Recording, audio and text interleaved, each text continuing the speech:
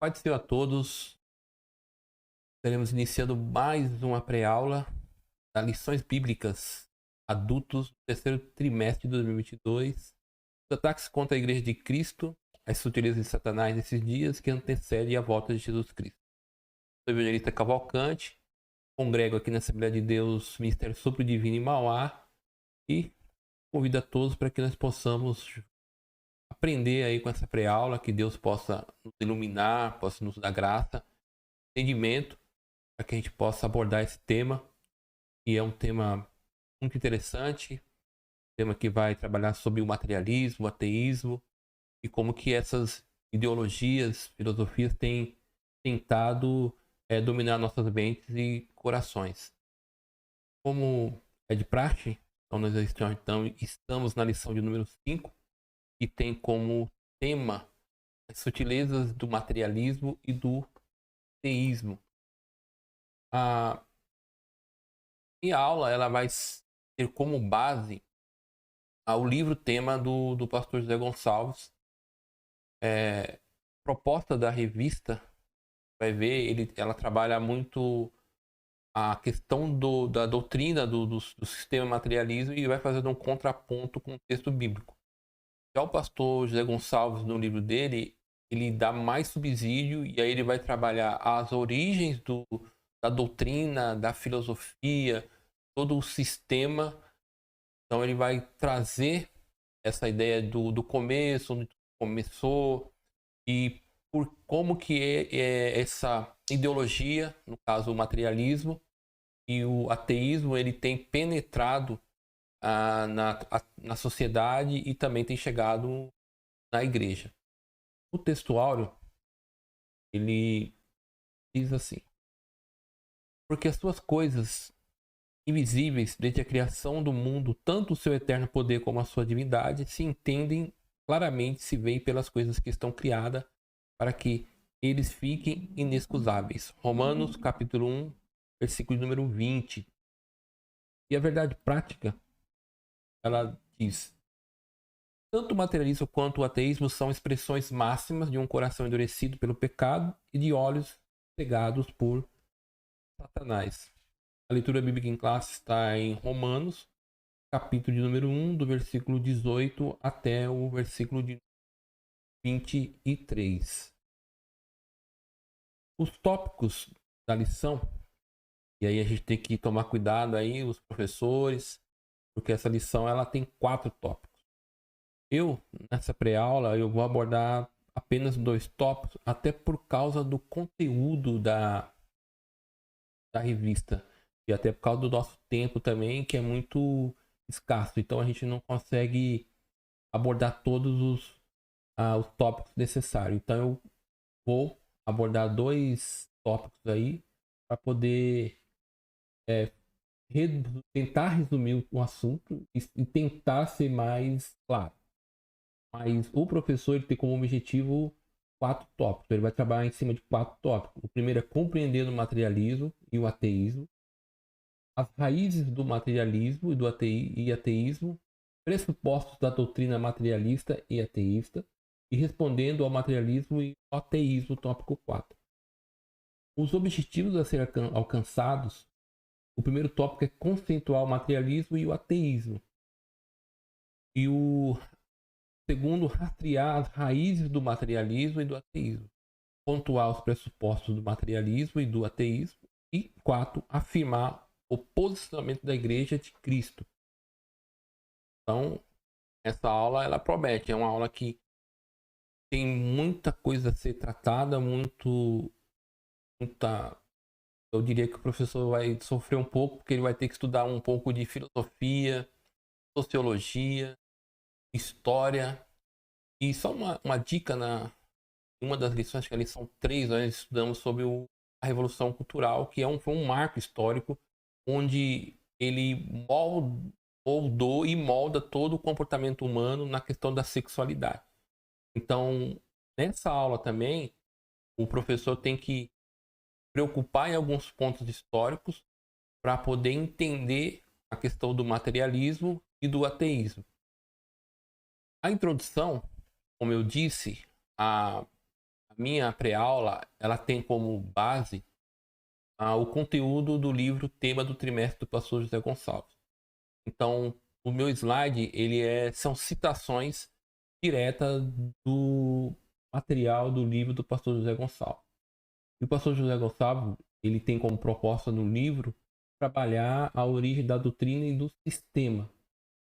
E aí, ele diz assim: foi o alemão Karl Marx que deu os contornos de doutrinários à filosofia materialista e a converteu em uma poderosa força ideológica capaz de criar sistemas políticos e contrapor a doutrina cristã. Noções e governos foram influenciados pelo marxismo e sua ideologia. Chegou a criar modelos teológicos dentro de determinados setores do cristianismo. Isso pode ser ilustrado pelo comunismo, regime dominante em países como Rússia e China, e pela teologia da libertação, tão bem conhecidas em nossa pátria. Aqui é importante a gente atentar numa coisa.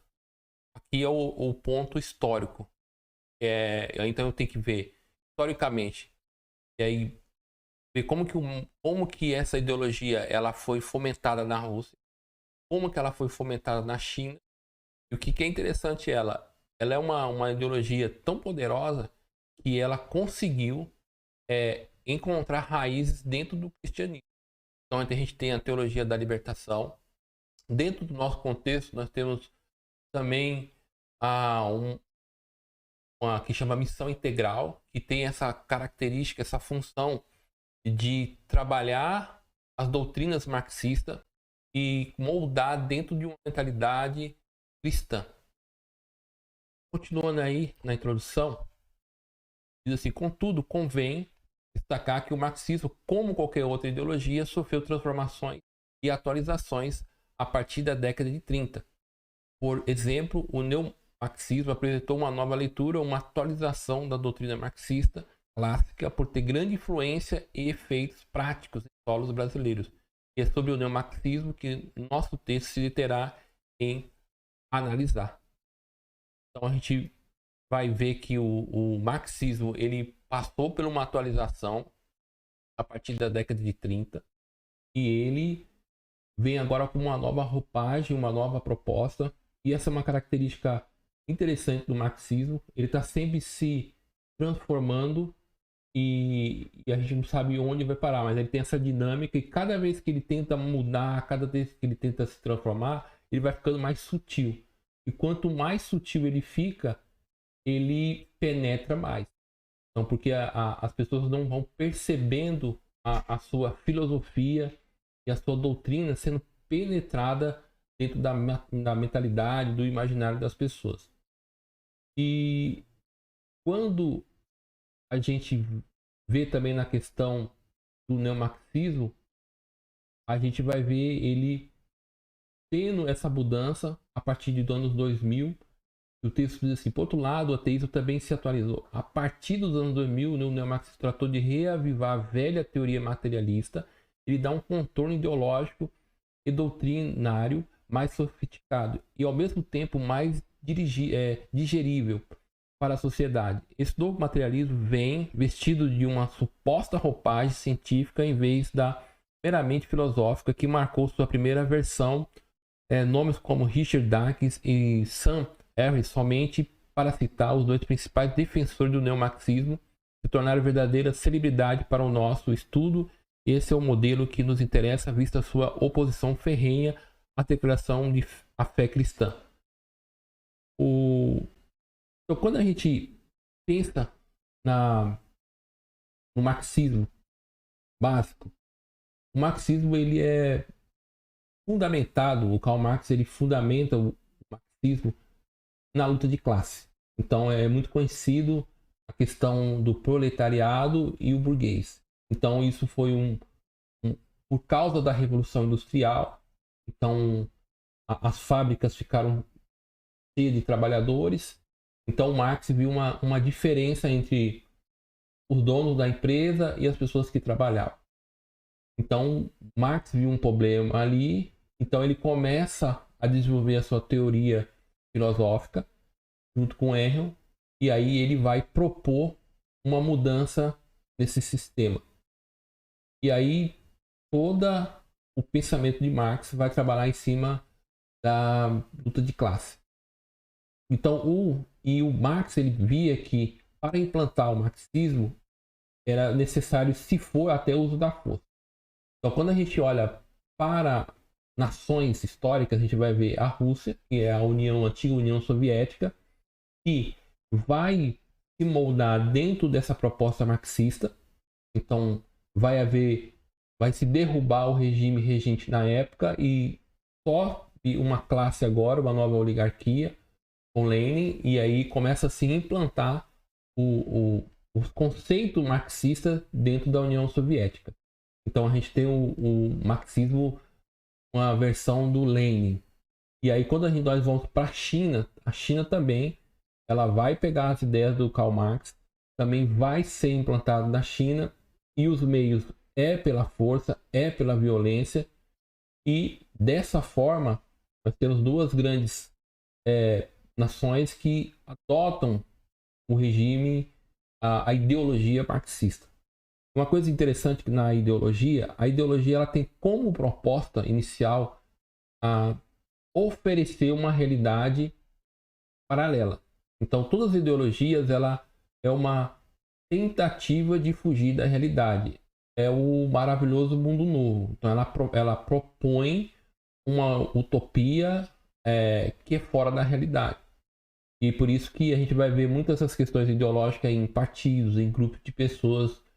E na questão do marxismo, ele não é só uma proposta ideológica só.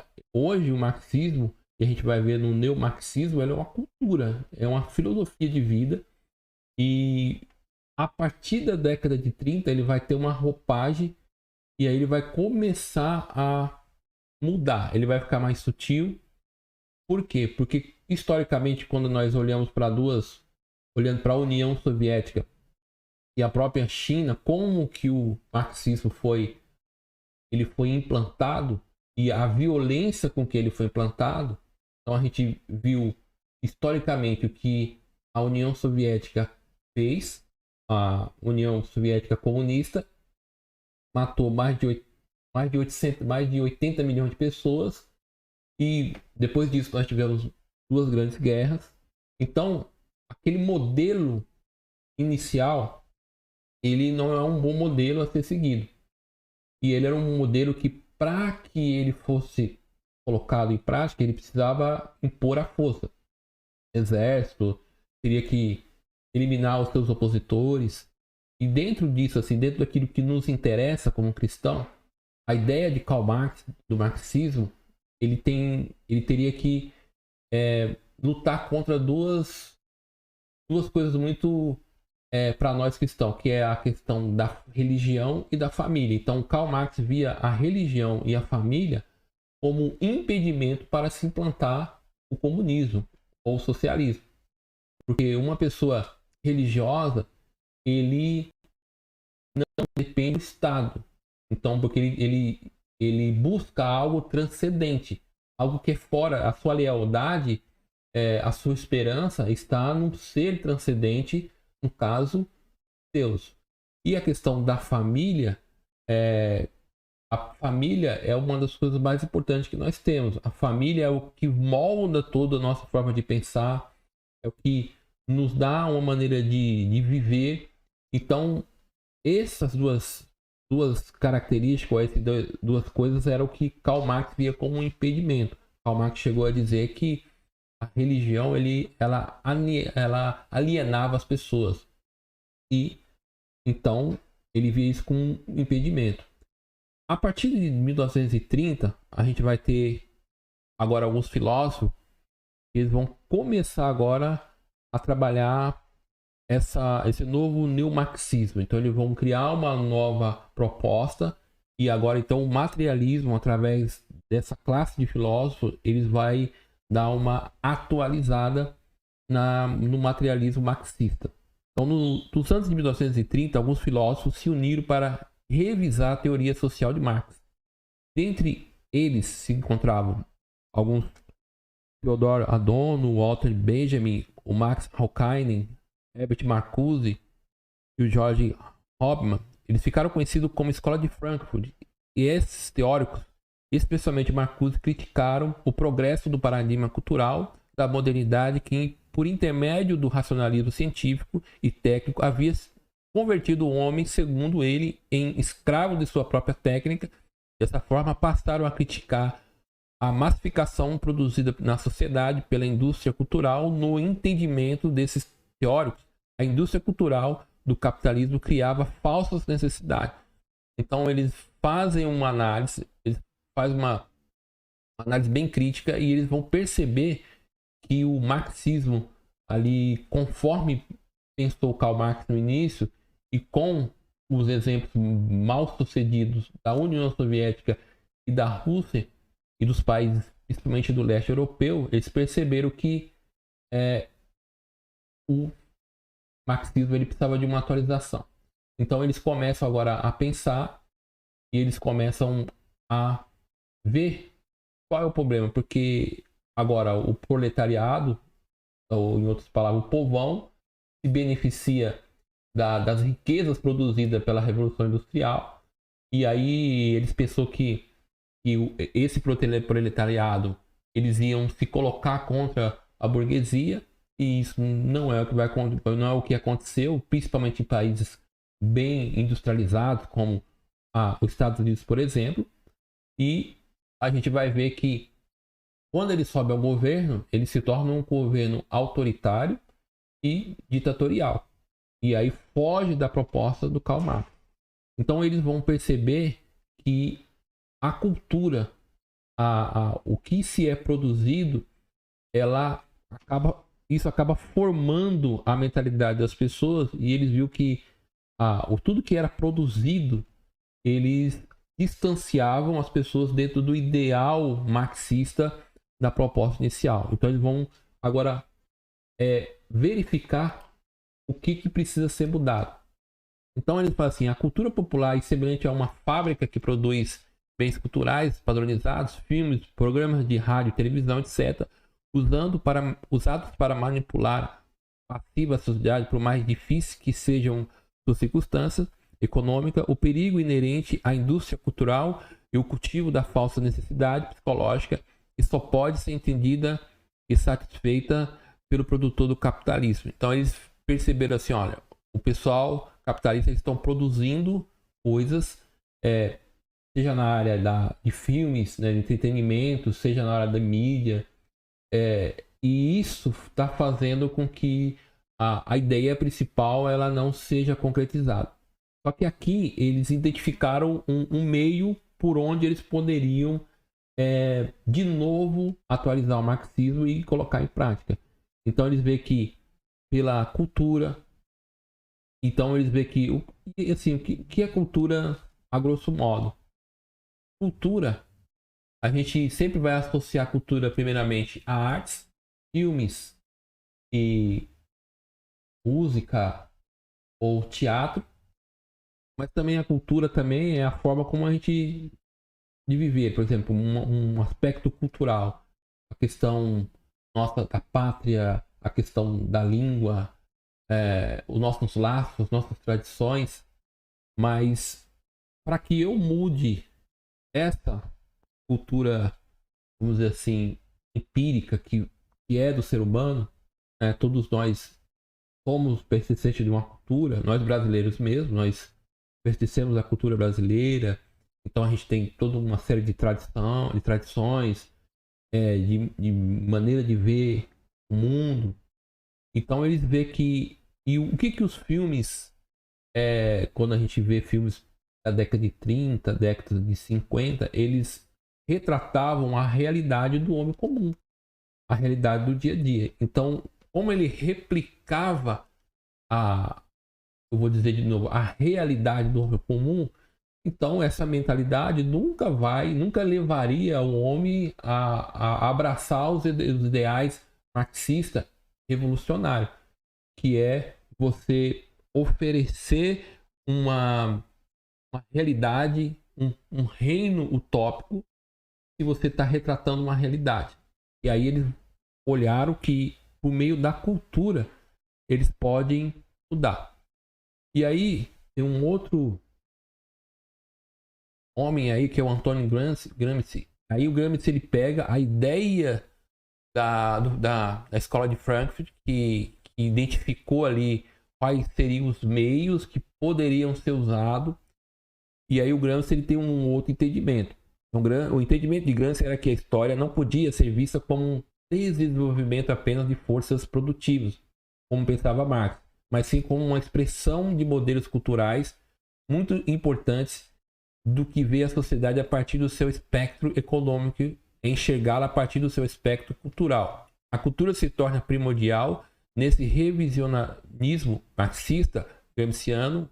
Gramsci entendia que para se mudar o sistema ou regime de um povo ou nação era necessário primeiramente mudar a sua cultura.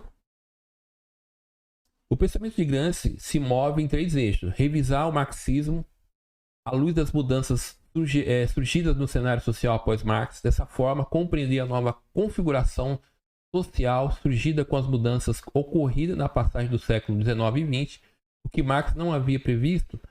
Como atualizar Marx nesse novo cenário? A politização do conhecimento, o uso político da cultura, a dimensão pedagógica do processo político, toda uma prática pedagógica a ser seguida se o objetivo é alcançar a tomada do poder. Então, para Gramsci, o que ele fala assim? Você tem que alcançar a hegemonia.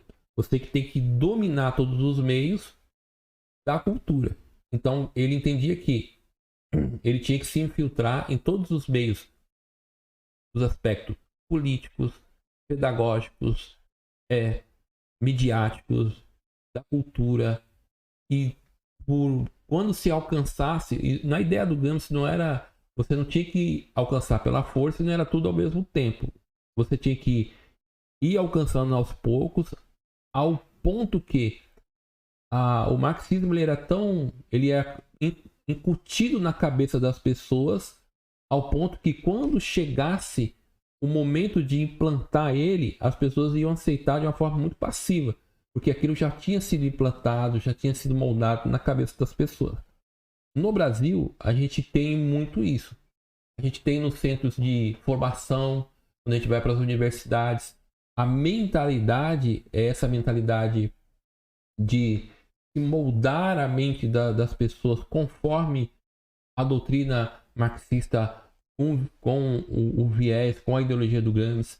A gente vê isso nas nossas elites falantes, nos acadêmicos, nos estudiosos, na mídia, nos filmes. Então o Brasil, ele é muito moldado, e esse é um modelo muito trabalhado no Brasil, que é o de Gramsci. Então, no pensamento dele, você tinha que alcançar a hegemonia através da ocupação dos espaços, da cultura, das artes. Então ele até dividia os intelectuais orgânicos e os inorgânicos.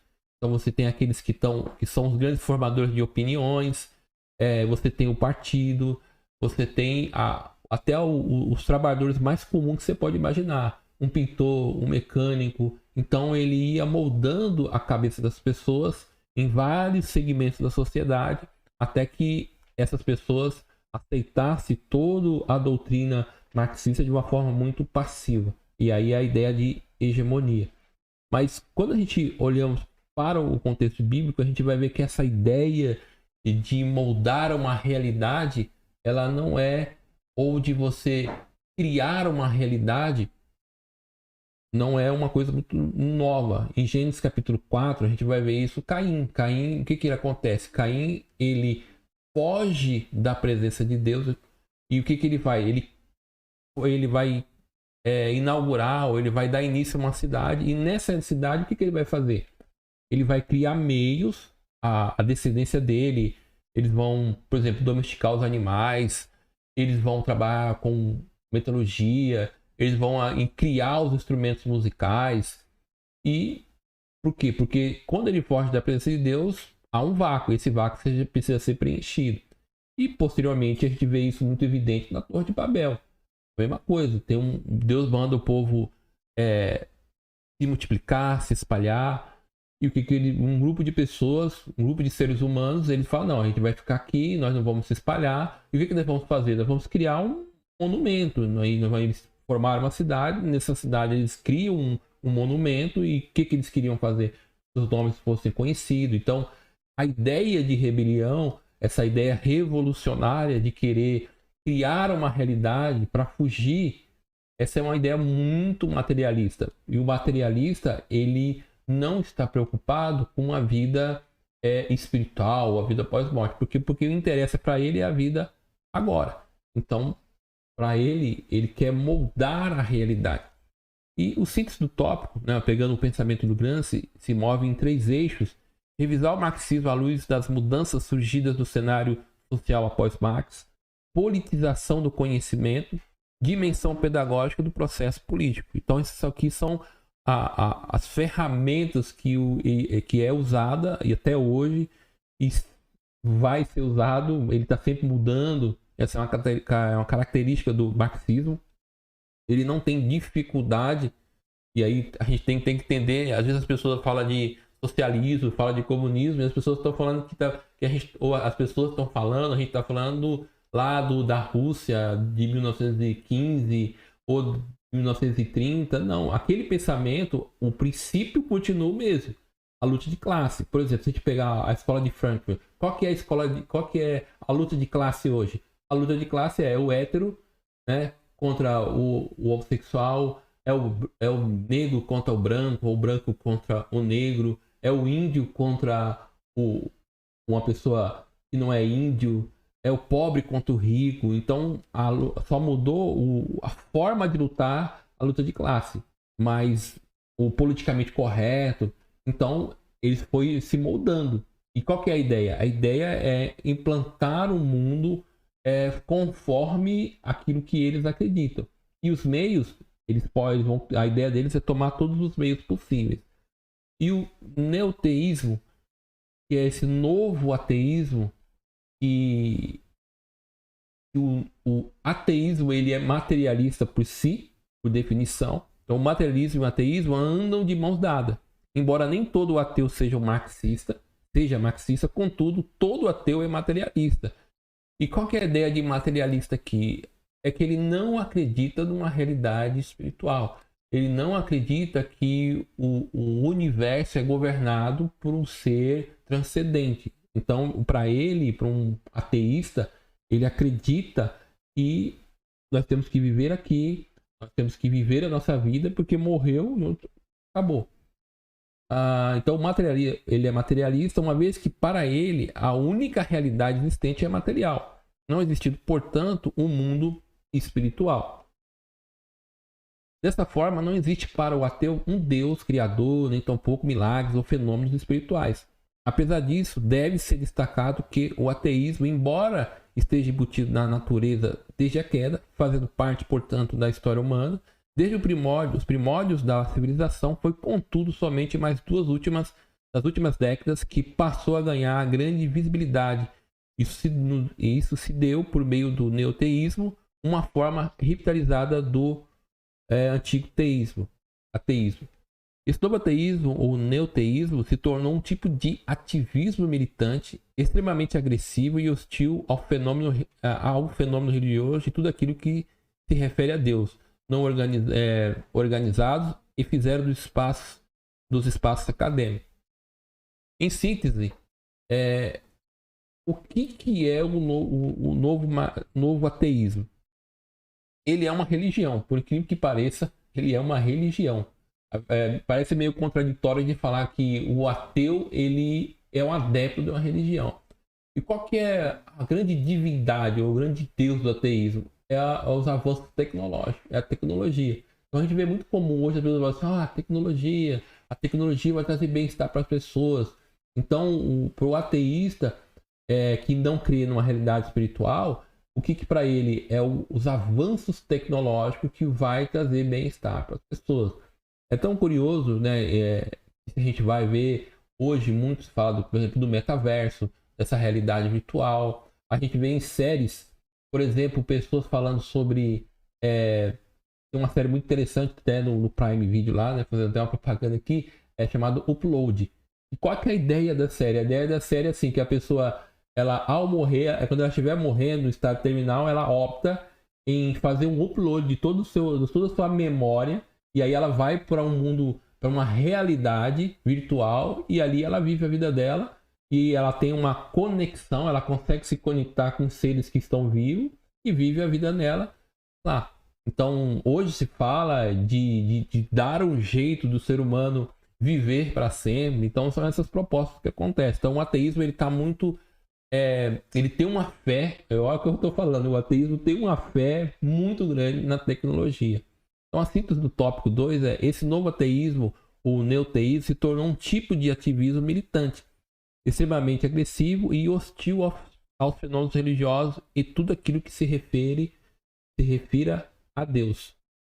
E a conclusão diz assim: vimos que as ideologias do materialismo e do ateísmo têm se revigorado nesses últimos tempos como sutilezas do engano que procuram espreitar a Igreja de Cristo. Como crentes não podemos fazer vista grossa essa realidade, e a essa realidade nem tampouco negá-la. Estamos em melhor posição de combater, porque já sabemos pela Escritura de onde elas procedem, e portanto estamos em boa situação para combatê-las. Somente o Evangelho de Jesus Cristo, conforme revelado nas Escrituras Sagradas, podem romper a falsa blindagem posta no coração pelo materialismo e ateísmo e dar o verdadeiro sentido da vida ao ser humano.